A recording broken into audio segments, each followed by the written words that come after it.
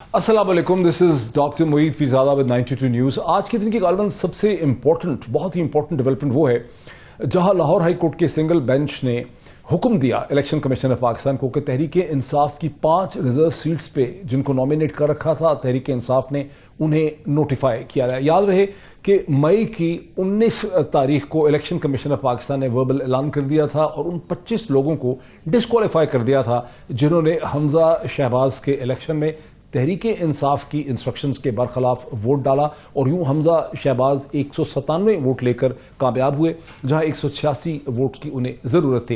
लेकिन जब उनको डिस्क्वालीफाई किया तो उनमें जब 19 मई को इन 25 लोगों को डिस्क्वालीफाई किया सुप्रीम कोर्ट ऑफ पाकिस्तान के हुक्म और इंटरप्रिटेशन के बाद, जहां सुप्रीम कोर्ट ऑफ पाकिस्तान ने आर्टिकल 63 एक ही इंटरप्रिटेशन दी और उन्होंने कहा कि 4 सूरत हाल में ऐसा वोट पार्टी के डिसिप्लिन के खिलाफ, इंस्ट्रक्शंस के खिलाफ वॉइड अब इनिशियो है, यानी काउंट हो ही नहीं सकता। और वो 4 कंडीशंस हैं: vote of confidence, vote of no confidence, constitutional amendment और बजट यानी फाइनेंशियल बिल।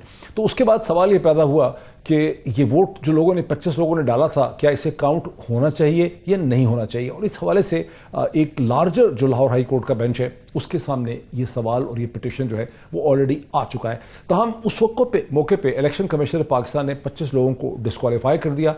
उन 25 लोग जिन्हें डिस्क्वालीफाई किया उनमें से 5 रिजर्व सीट्स में थे, 3 खवातीन और 2 माइनॉरिटी से। अब होना ये चाहिए था कि ऑटोमेटिकली तौर पर जो एक रिजर्व की सीट होती है उसमें से इलेक्शन कमीशन ऑफ पाकिस्तान, क्योंकि ऐसी लिस्ट्स पहले से दे दी जाती हैं, उन्हें नोटिफाई कर देता। लेकिन इलेक्शन कमीशन ऑफ पाकिस्तान ने उस ये ढूंढा, उन्होंने कहा कि नहीं, अभी नोटिफाई नहीं करेंगे क्योंकि जब तक बाय इलेक्शन होंगे उसके बाद नोटिफाई करेंगे। ये वो चीज़ थी जिसे तहरीक इंसाफ ने एक से ज़्यादा पिटिशंस में लाहौर हाई कोर्ट के सामने चैलेंज किया।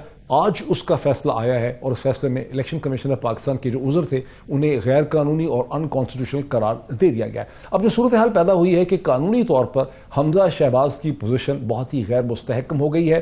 पीटीआई के जो वकला हैं जैसे बैरिस्टर अली जफर हैं, अजहर सदीक हैं, जिन्होंने ये केस लड़ा लाहौर हाई कोर्ट में, उनका तो इस्तदलाल ये है कि अब हमजा शहबाज टेक्निकली तौर पर, कानूनी तौर पर पंजाब के चीफ मिनिस्टर नहीं रहे टिल दी पॉइंट कि वो अपने फेवर में एक लाहौर हाई कोर्ट से स्टे ऑर्डर लेकर आए। बहरहाल मौजूदा सूरत हाल में शायद ऐसा ना हो सके, लेकिन इससे भी ज्यादा इंपॉर्टेंट चीज ये है कि लाहौर हाई कोर्ट के लार्जर बेंच के सामने ये सवाल भी उठाया गया कि सुप्रीम कोर्ट ऑफ पाकिस्तान ने जो इंटरप्रिटेशन और तशरीह की थी आर्टिकल 63(1)(a) की, उसके बाद क्या हमजा शहबाज चीफ मिनिस्टर बन सकते थे? नहीं। ये वो चीज है जिसका देखना है कि क्या लाहौर हाई कोर्ट का लार्जर बेंच बाई इलेक्शन जो हो रहे हैं 17 जुलाई को, उससे पहले इसका फैसला करता है लाहौर हाई कोर्ट का बेंच, ये नहीं करता।